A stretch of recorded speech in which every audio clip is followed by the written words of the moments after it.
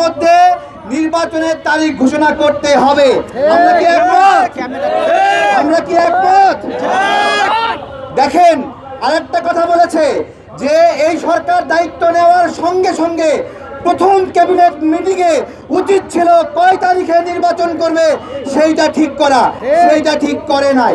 পাশাপাশি এই সরকারের উপদেষ্টারা নির্বাচনে অংশগ্রহণ করবে কিনা সেইটাও প্রথম ক্যাবিনেট মিটিংয়ে সিদ্ধান্ত হওয়ার কথা ছিল, সেই সিদ্ধান্তও নেয়নি। এখন বিভিন্ন উপদেষ্টারা নির্বাচনে অংশগ্রহণের জন্য আকারে ইঙ্গিতে বিভিন্ন কথা বলছে। জাতীয় নাগরিক জোট গঠিত হয়েছে যারা এই ধরনের ইচ্ছা জ্ঞাপন করে তাদেরকে প্রতিহত করার জন্য। একটা প্রশ্ন রাখি, প্রশ্ন হলো 20 বছর 25 বছরের যুবক সে উপদেষ্টা হলে নির্বাচন করতে পারবে, আর 70 বছরের বুড়া হইলে সে নির্বাচন করতে পারবে না, এরকম কোনো আইন আছে?